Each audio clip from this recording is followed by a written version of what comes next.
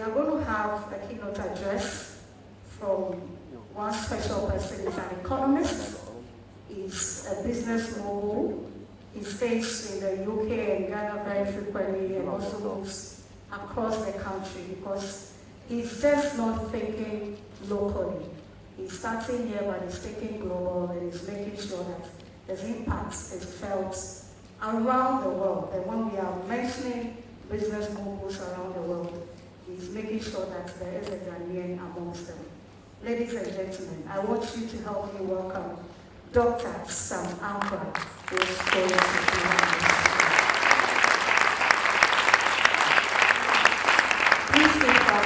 Don't I call someone? So let's start from here. Yeah.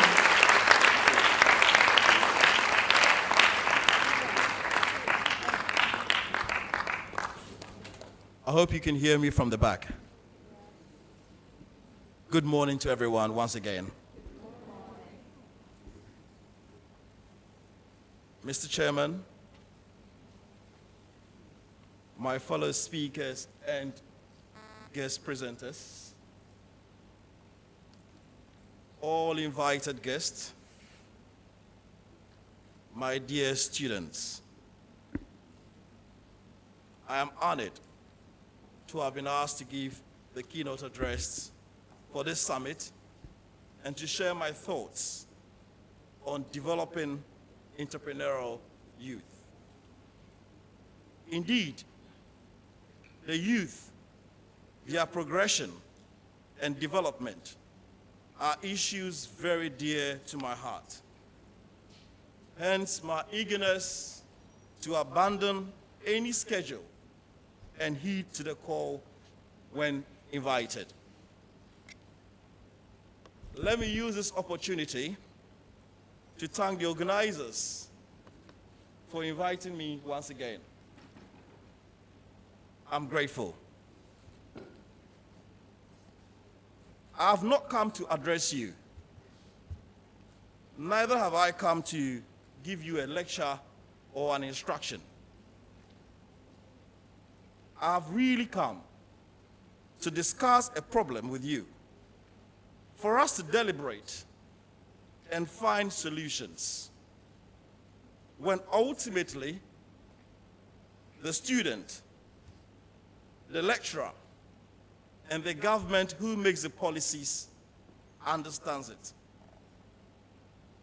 I'm hoping that when I'm done speaking, there will not be a lot of inspiration, but a lot of applications. That you will not just be glad and excited that you came, but more importantly, what you do with what I say or what the presenters say after the event is over and the curtain has been drawn.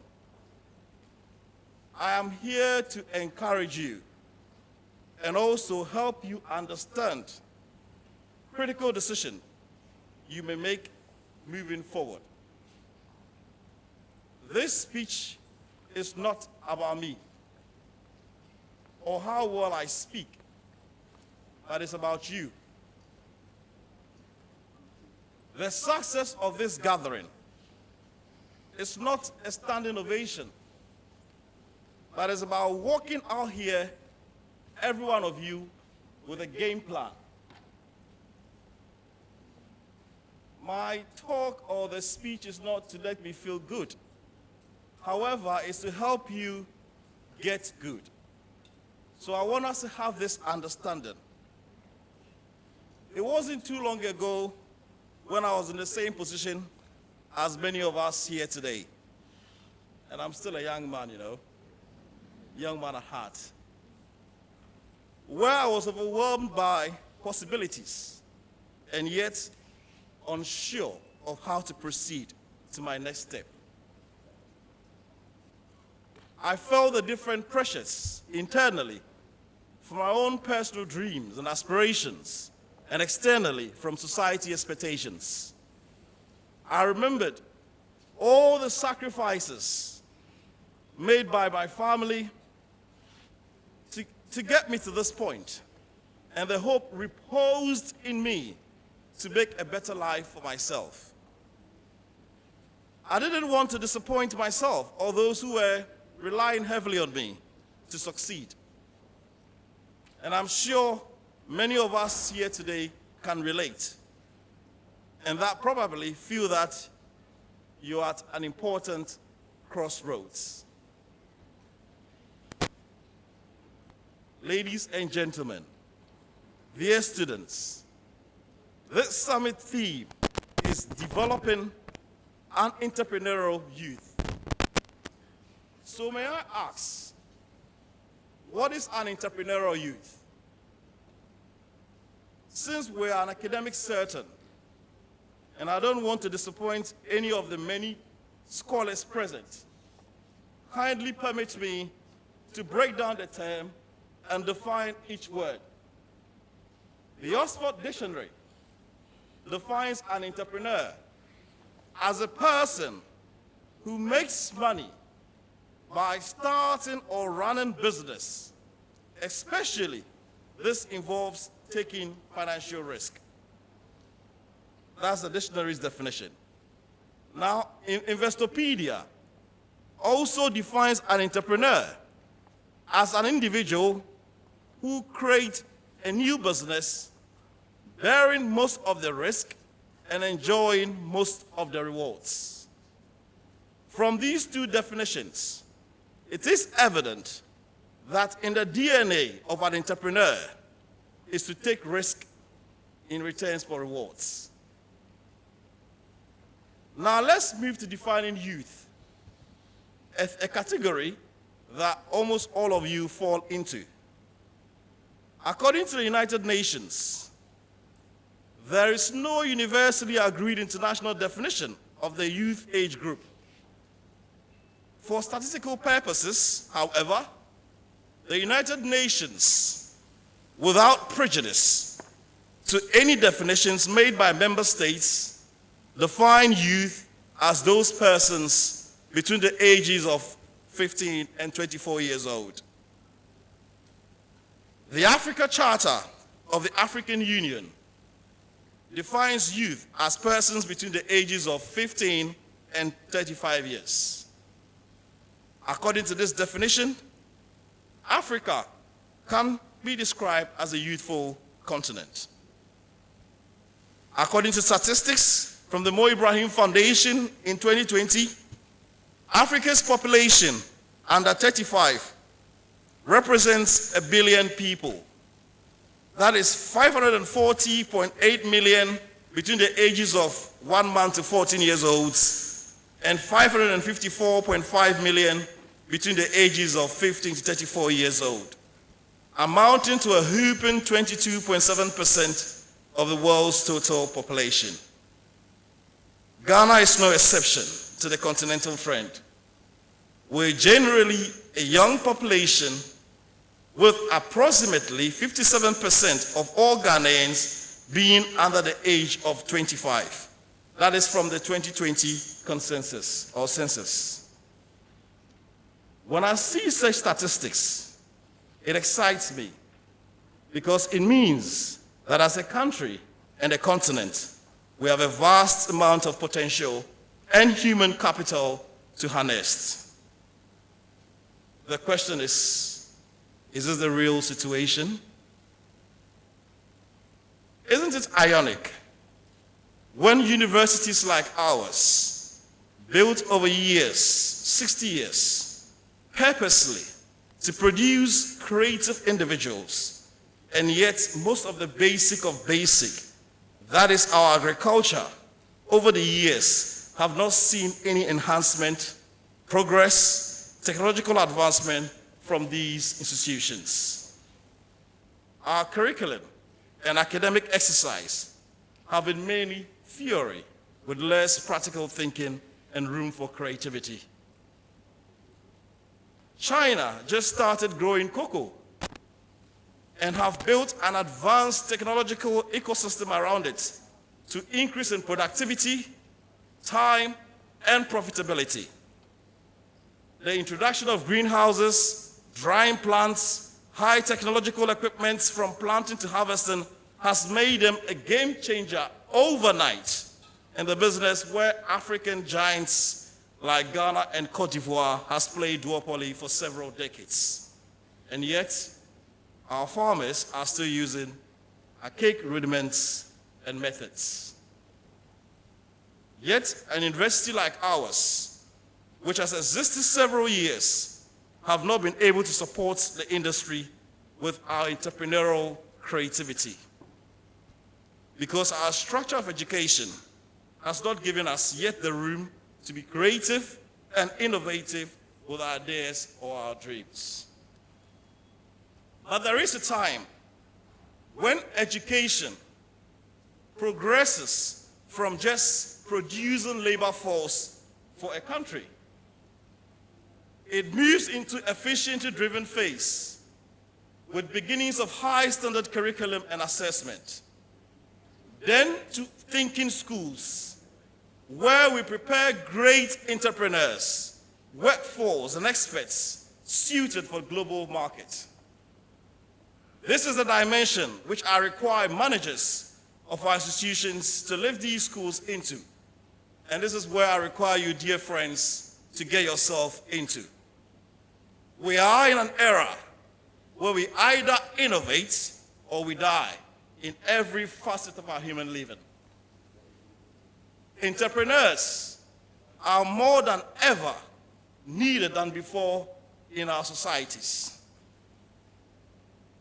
Referring back to the theme of today's summit, from the above definitions, I want us to distill the essence of entrepreneurship and what it means to develop an entrepreneurial youth. Kindly permit me to expand the discussion of an entrepreneur beyond the strict business limits. There is this general notion and thought that entrepreneurs or entrepreneurship can be an afterthought, where graduates who cannot find employment or school dropouts can be pushed into it. That's a fallacy. Real entrepreneurs are people or young people where at a very early age in their education, we inculcate in them, train them to understand that setting up their own is not a failure, but a call to great leadership. Entrepreneurs are first of all leaders. They are creative, they are innovative, they are results-oriented, and they are daring individuals who are ready to take risk for rewards. The attitude and desire to build own business is synonymous to the calling by preachers to do the work of God. It's not a substitute to individuals struggling for work or school dropouts, but it's a route to greatness. I am aware that in the strictest sense, the word entrepreneur does not apply to everyone. And I'm not of the school thought that subscribe to the notion that everyone should be an entrepreneur. People's career path naturally differ.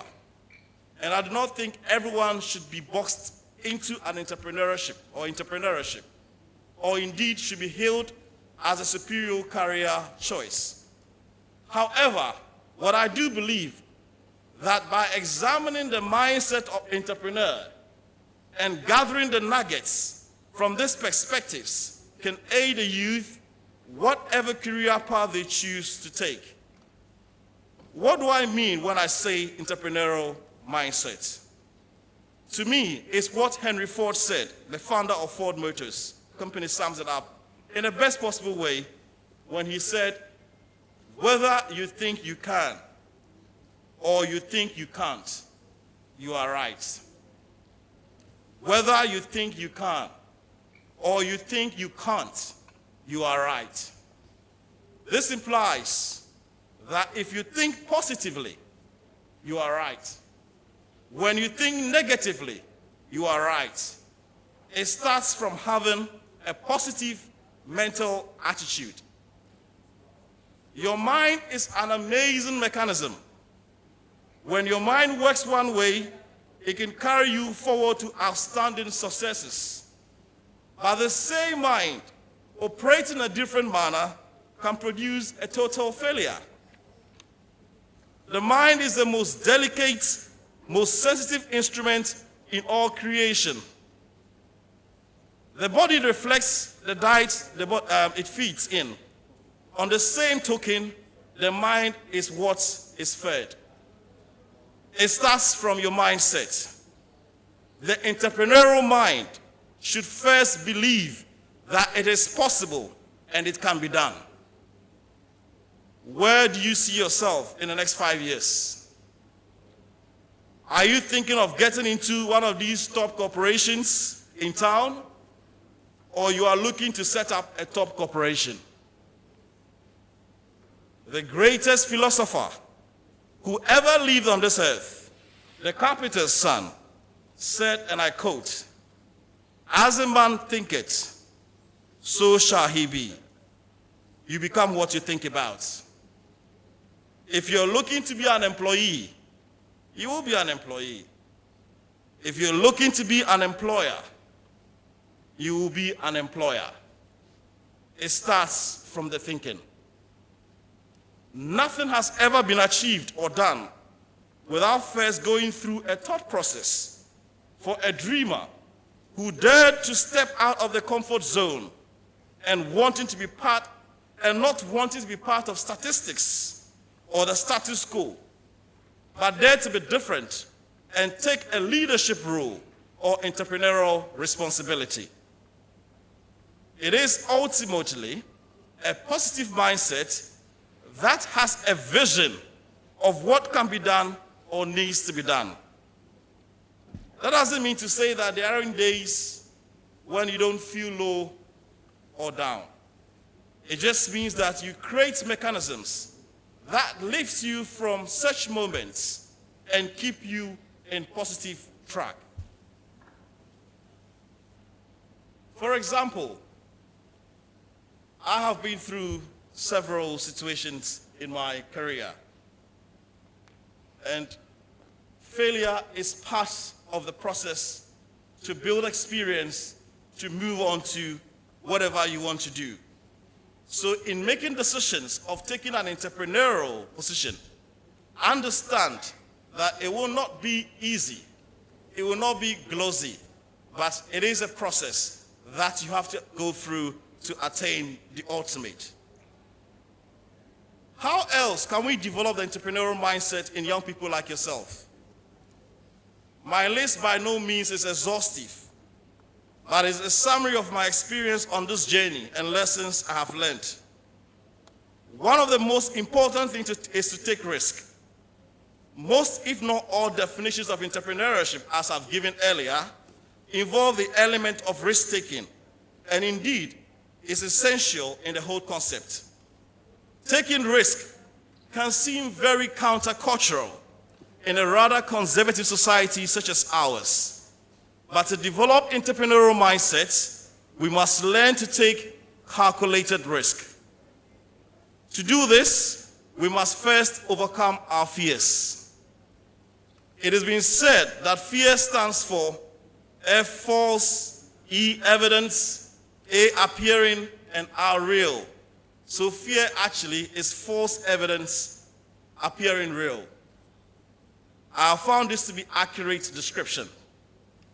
Fear often inhibits us from achieving full potential of our goals.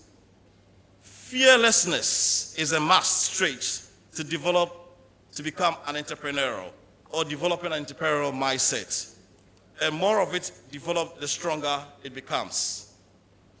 Arena Houghton, the president and the editor-in-chief of the Huffington Post Media Group said, and I quote, "Fearlessness is like a muscle. I know from my own life that the more exercise it, the more natural it becomes to let not my fear run me." Following in from this, another person I learned was not being afraid of is to fail. That doesn't mean that if you fail in your exams, you go and tell your parents that Dr. Ankrah said I shouldn't be afraid to fail. No. What it means is there will be times when we fall short and do not meet expectations. The most important thing is we react to failure and learn from it. The person that made the bulb, Thomas Edison, I'm sure you've all read a lot about him. When a reporter asked, how did it feel to fail 1,000 times? Edison replied, I didn't fail 1,000 times. The bulb was an invention with 1,000 steps. Great success is built on failure, frustration, and even catastrophe. Albert Einstein did not speak until he was 4 years old and did not even read until he was 7 years old. In the words of Seth Godin, founder of Squiddo, the only thing worse than starting something and failing is not starting something. Having an entrepreneurial mind involves a lot of patience. In this technological era, where we are used to getting things instantly, patience can seem to be a very outmoded word.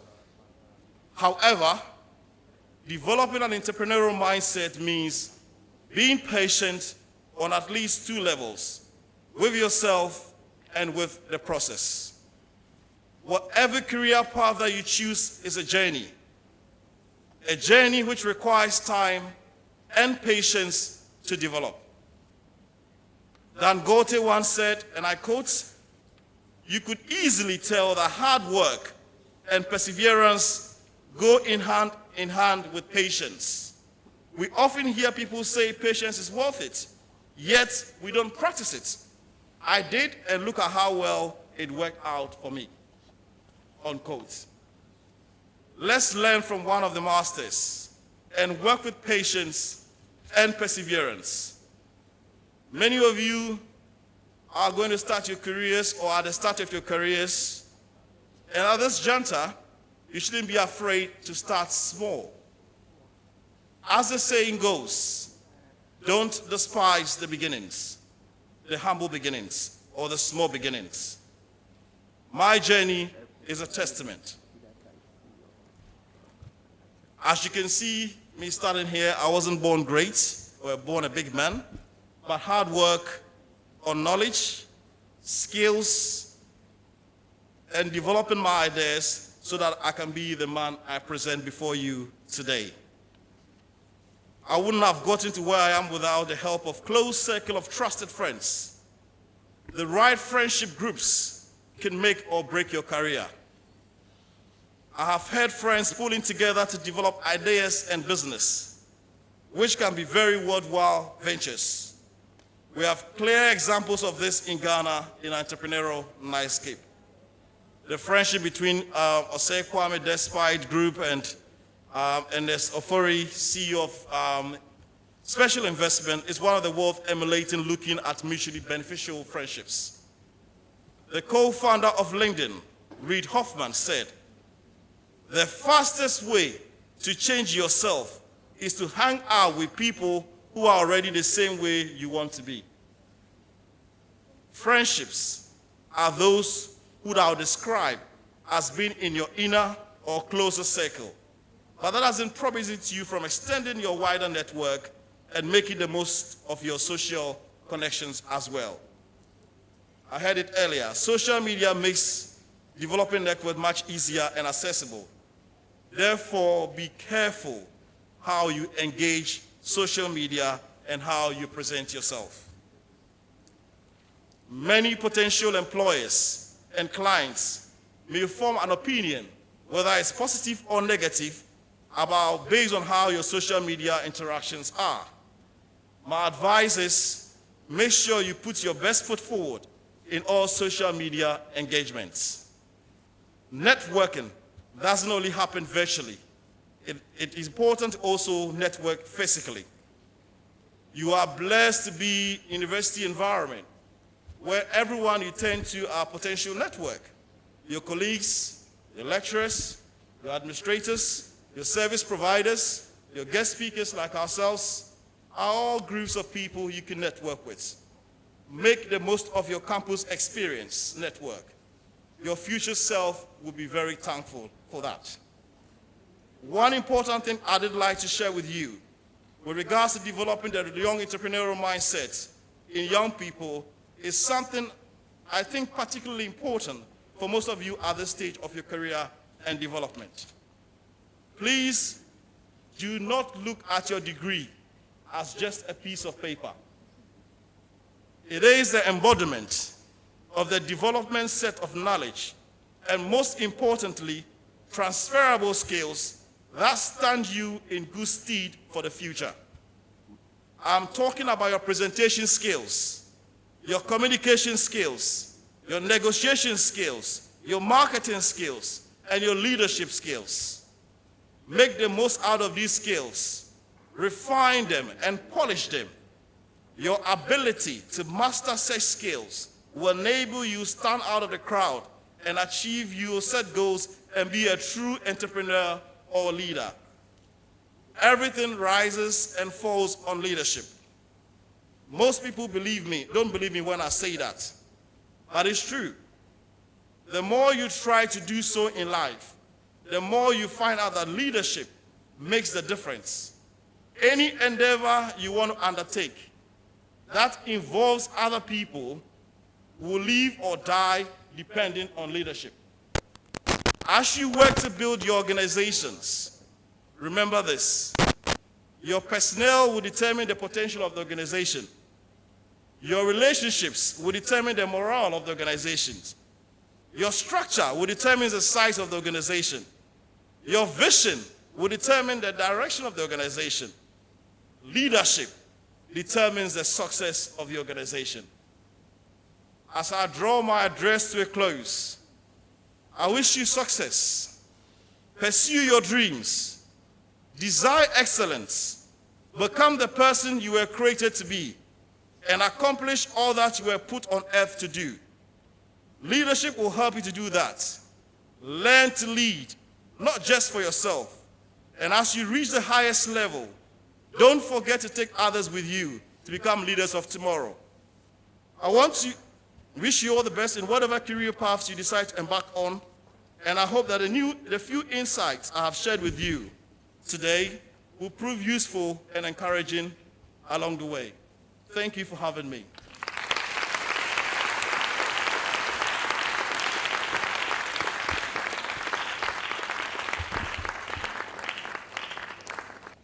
Oh, I'll say another round of applause.